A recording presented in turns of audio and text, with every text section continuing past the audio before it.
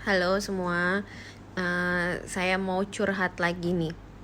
Kali ini curhat saya mengenai banyaknya fitnah, lalu banyaknya cerita di luar sana yang menyatakan kalau kami para dokter, rumah sakit, dan tenaga medis ini mengcovidkan pasien. Jadi kenapa saya cerita ini? Karena ada pasien saya yang memang dia sudah memiliki penyakit kronis lama. Biasa kontrol sebelum zaman pandemi ini, biasa kontrol ke saya tiap 1 bulan sekali. Tapi karena ada ini dia hanya kontrol lewat telepon gitu. Dan kemarin kira-kira beberapa waktu dekat ini dia itu merasakan sesak, terus dia ini adalah pasien dengan penyakit ginjal kronis ya. Jadi sesak pada pasien penyakit ginjal kronis ini bisa terjadi karena apapun. Bisa karena infeksi, bisa juga karena dia memang fungsi ginjalnya semakin jelek, akhirnya kayak cairan yang harusnya keluar lewat kencing nggak bisa kencing, akhirnya dia bisa sesak sampai paru-parunya seperti tenggelam gitu ya. Dia itu sampai takut ke rumah sakit karena takut di-COVID-kan. Saya sampai heran, loh itu info dari siapa? Katanya dari anaknya. Jadi dia memperingatkan ayahnya ini untuk jangan ke rumah sakit, daripada nanti di rumah sakit sakitnya jadi COVID. Nah akhirnya setelah saya nego, saya berusaha jelaskan kalau belum tentu COVID juga, karena kegawatan di bidang ginjal yang berurusan dengan sesak ini banyak. Bisa selain karena cairan, juga bisa karena dia sudah mulai asam darahnya, dia mungkin butuh cuci darah dan lain-lain. Dia tetap nggak mau, pasien itu kasihan banget, akhirnya meninggal di rumah. Jadi saya pengen cerita di sini untuk meluruskan anggapan ya di masyarakat, bahwa anggapan kalau kita mengcovidkan pasien itu sangat salah. Ya, sangat salah. Jadi apalagi digeneralisir ke semua dokter, ke semua rumah sakit, dan semua tenaga medis. Pertama saya akan bilang, kalau Anda bilang kami ini mengcovidkan pasien hanya untuk insentif, itu Anda salah besar. Karena yang pertama, itu insentif COVID itu tidak mudah klaimnya itu, karena ada verifikator. Dan verifikator ini bukan orang sembarangan, dia akan men-cross check lagi apa data-data yang ada, dan data yang ada itu sulit dipalsukan.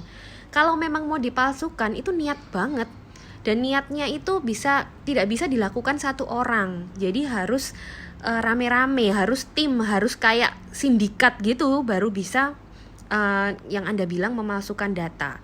Dan untuk mengcovidkan pasien, misalnya ada hasil negatif, swab negatif, lalu tiba-tiba jadi positif, itu masuk akalnya caranya gimana ya? Karena yang melakukan pemeriksaan itu adalah laboratorium. Yang melakukan itu ada orang lain yang melakukan dan mengeluarkan hasil positif. Lalu kami yang merawat pasien tuh hanya menerima hasil. Terus kami mau mengubah negatif menjadi positif, itu gimana caranya? Niat banget, nganggur banget sampai kayak gitu loh. Ya, itu kasarannya ya. Itu yang pertama. Tidak semudah itu kita mengcovidkan pasien, dan tidak ada untungnya sama sekali.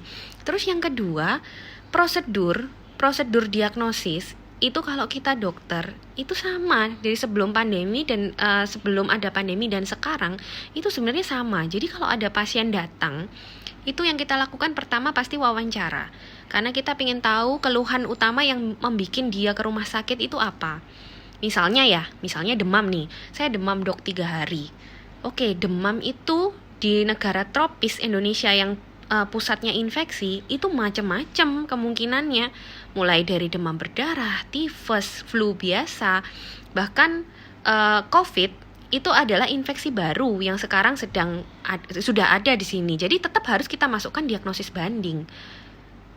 Jadi pemeriksaan berikutnya itu akan kita cross check lagi, apakah ada gejala-gejala yang memang mendukung ke arah COVID. Kalau memang ada yang mendukung ke arah COVID, kita akan melakukan pemeriksaan tambahan, mungkin swab test atau foto rongsen untuk memastikan lagi. Jadi ada tahapannya, dan tahapan itu tidak pernah kami langkai. Itulah cara kami mendiagnosis pasien.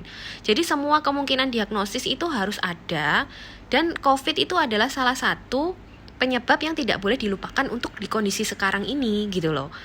Dan kemarin saya sempat baca juga ada yang keluar-keluar di medsos, katanya ibunya punya sakit jantung lama, dibawa ke rumah sakit, nggak lama katanya cuma dikasih oksigen aja, nggak lama meninggal. Terus disuruh tanda tangan untuk persetujuan pemakaman secara COVID, padahal hasil rapid testnya negatif. Nah, dari cerita ini orang awam yang nggak ngerti pasti takut banget.